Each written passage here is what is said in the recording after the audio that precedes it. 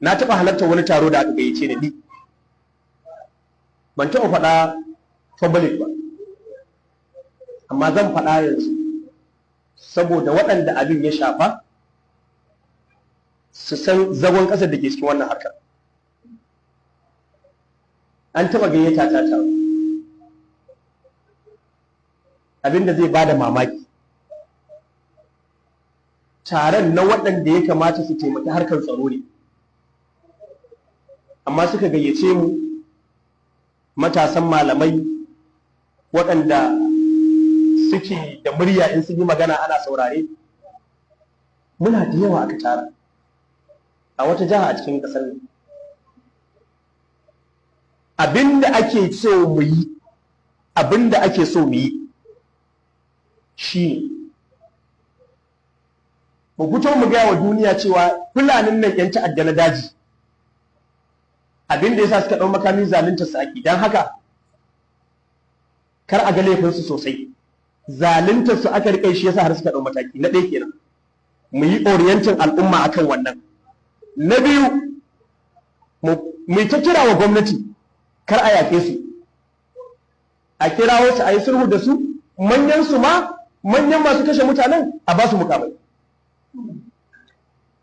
Na uku, a lokacin da muka yi taron, gwamnanmu na Katsina ya samar da wannan ma'aikatan na 'yan sa-kai, ya yi training ɗinsu, an ba su makamai da motoci don su taimakawa harkar tsaro. Aka ce mu yi ta wa'azi muna jan hankali cewa abinda gwamnan Katsina ya kuskure ne, don kar ma wasu gwamnoni su yi koyi da shi. Aka ce mana a lokacin an ji labari gwamnan Zamfara yana kokari zai yi, da haka mu yi ta kiraye shi ma na Katsina a ce abinda ya kuskure ne. To wannan taron ya ɗaga mu hankali. Idan har waɗanda su ne ya kamata su taimaki harkar tsaro, amma su ne suke da wannan fikirar wai a daina ganin laifin fulani zalunta su aka yi yasa suka ɗau mataki, sannan ba yaƙansu za a yi ba, a kira wasu a ba su mukami. Ni ina cikin ɗaiɗaikun mutanen da aka ce za mu yi magana. Da dauri na ya zo na magana, na ce ni na gode wa Allah da Allah ya sa wannan taron na zama cikin waɗanda suka halarta, domin ni ina da saƙonni, ina da tunanin nika ya za a taimaki harkar tsaro, amma daman ban san su wane ne waɗanda in na faɗi magana a kunnen su za ta yi amfani ba. Yau Allah ya sanya ga mu tare da waɗanda suna da hannu a wannan harkar a gwamnati. Zancen cewa a yafe wa 'yan ta'adda a ba su mukami, ni ba na tare da wannan ra'ayi, kuskure. Na ce dalili na kuwa, na farko, a dokar gwamnatin ƙasar nan, duk wanda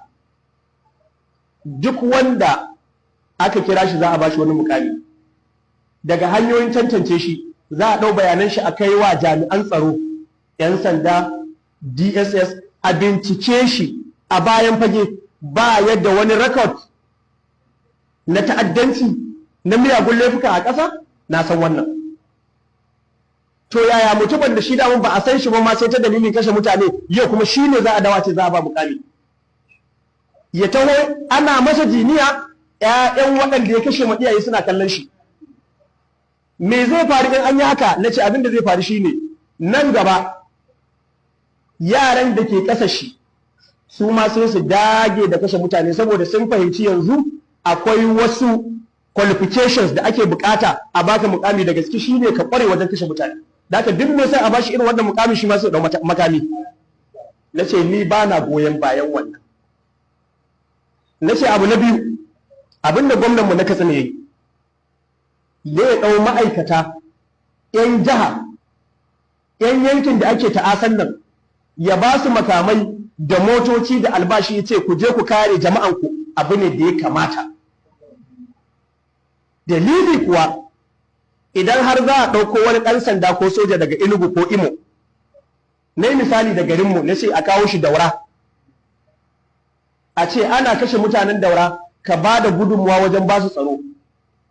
Na ce duk ƙoƙarin da zai yi bai kai a ɗauki ɗan dauran da su ake kashe wa iyaye da 'ya'ya ba a ce ga makami ka kare kanka, wanda daman ɗan garin shi yana neman a kowace hanya zai kare kanshi, sai gwamnati ta ce to zan taimaka maka kare kanka.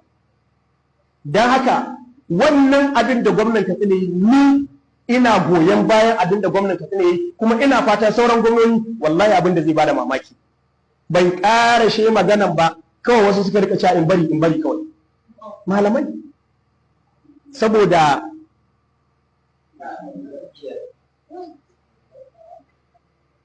wani ya tashi shi baya cikin wanda za su yi magana ba, ya ce yana neman alhurma a bashi dama ya magana. Da ya tashi abin da yake cewa maganganun da na yi duka kuskure ne, don me zan ce kar a ba 'yan ta'adda, kar a yi musu afuwa a ba su mukami, don me zan ce wannan laifi ne, bayan manzon Allah sallallahu alaihi wasallama a tarihi Khalid bin Walid ya zo ya cuci musulmi kafin ya musulunta a Uhudu, bayan ya musulunta manzon Allah ya ba shi komanda. Kaga wannan ai in ma ka kalli tarihi daidai ne, na tsaya ina kallon shi na ya zai yi kiyasin ɗan ta'adda mai kashe mutane da Khalid bin Walidin da ya tuba ya yi imani da Allah ba don a bashi komanda ba, ya zo ya bi annabi Muhammadu kawai, ko ya manzan Allah ya da shi ya shirya. Shin ɗan ta'addan nan zowa ya ce ya tuba? Cewa fa aka yi zo mu baka makami ka aje, da an fara ya ga kuɗin ba su wadace shi zai koma. Khalid bin Walid lokacin da sayyidina Umar ya sauke shi daga komanda ana tsakiyar yaki, ya aika masa wasiƙa ce ka sauka da komanda na sauke ka, ya yi ridda. To yau waɗannan da an ba su mukami, daga baya aka daina ba su abin da ake ce za a ba su, me zai faru? Za su koma. Ya za a yi kiyasin wannan da wannan? Wallahi abin da zai bada wani, tun daga wannan ranar ba a ƙara gayyata ta wannan taron. An yi ta maimaitawa, a yi shi a Abuja, a yi shi a wata jihar haka. Laifina na ce abin nan da ake faɗa ba daidai ba ne. To sai na fahimci idan har na ji wani kilif da gwamnan Katsina yake fira da 'yan jarida, ya ce a kan wannan ma'aikatan na sa kai da ya ɗauka ba furejar da baya sha. Wallahi ni shaida ne. Ni shaida ne, ina cikin matasan malaman da aka kira aka ce mai ta wa'azi cewa abin da gwamnan Katsina ba daidai ba ne. To challenge na matsalar tsaro akwai abin tsoro a cikin shi. Fatanmu Allah tabaraka wa ta'ala ya ba mu mafita. Waɗanda abin yake amana a hannunsu su ji tsoron Allah, su ji tsoron Allah, su yi abin da kuma yanzu wallahi wannan kamfen ɗin da aka sa malaman nan suna nan da tuni. Na san ɗaiɗaikunsu waɗanda in ka fejikansu na karatuttuka za ka ga wannan maganar suke ta yi, a yi sulhu da Fulani, a yi kaza, a yi aikin kenan, saboda ana kiransu ana tamwilinsu su je su yi wannan. Ni abin da na yi imani da shi, wa katabna fiha anna nafsa bin nafsi, haka Qur'ani yace duk wanda ya kisa a kashe shi, kuma alqur'ani ya faɗa mana wala kun fil qisasi hayatu, abinda Allah ya sanya ya shar'anta kisasi dan ku rayu. Duk wanda ya kashe a kashe shi, wannan zai sanya ba zai rayu ya ƙara kashe wani ba, wani ko ba zai yi burin shi ma zai kashe wani. Ba mu abin da muka yarda da shi shine mutanen nan ba su gagar gwamnati. Gwamnati ta ware kuɗi ta ba jami'an tsaro da kyakkyawan nufi don a yi inƙazin talakawan da ake kashewa. Ana kashe mutane ba iyaka. Dan Allah dan annabi masu wannan alhakin su yi ƙoƙari su yi tsakaninsu da Allah wajen ceton rayukan da ake kashewa.